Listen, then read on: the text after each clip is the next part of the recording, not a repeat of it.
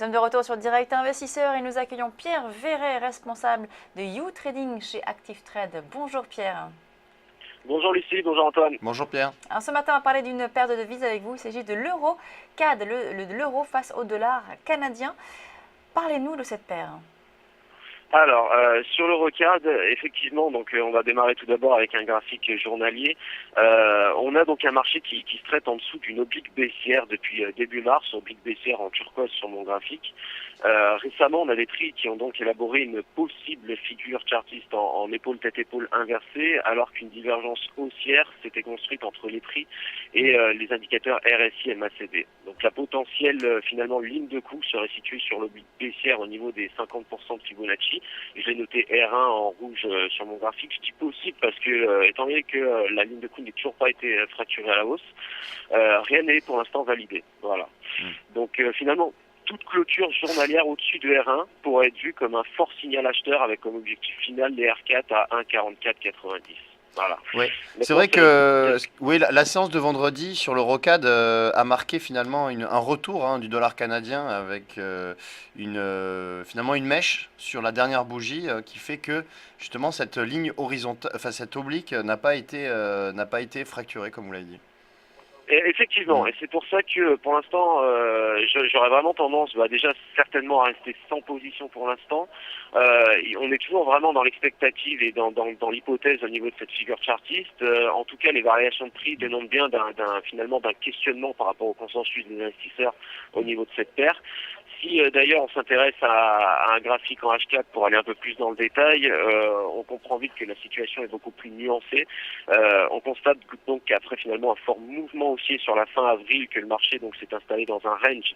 Je crois que je l'ai mis en violet sur le graphique, compris donc entre R1 les 1,3756 et le niveau des 1,3434. La tendance elle est donc restée neutre pendant tout le mois de mai. Voilà. Au niveau des indicateurs techniques, on avait donc un MACD qui démontre un ralentissement de tendance qui est dû donc à la structure chartiste en consolidation qui est finalement ce canal latéral, et un RSI qui quant à lui s'est affranchi de son oblique baissière avec finalement un potentiel haussier toujours restant au niveau de la zone de surachat. Voilà.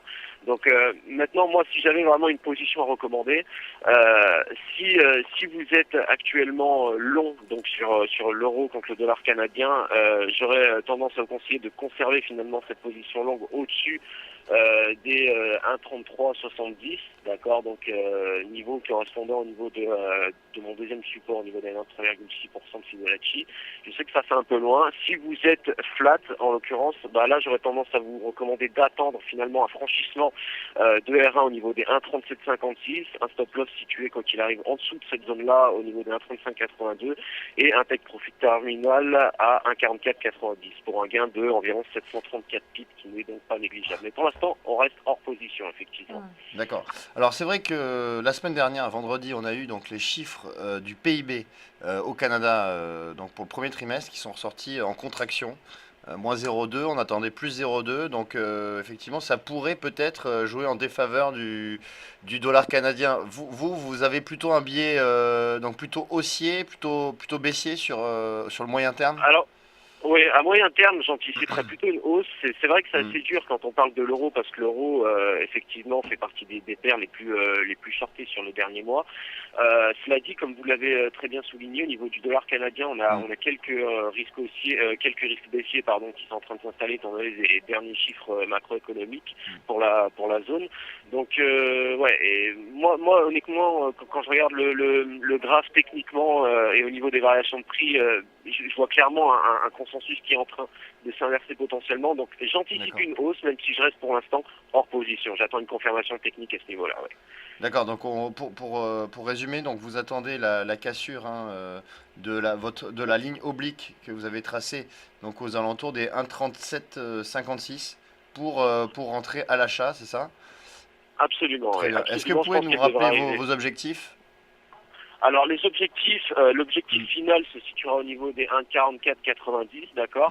Cela dit, on a deux résistances intermédiaires au niveau des 1,4142 et 1,3930 à peu près, voilà. D'accord.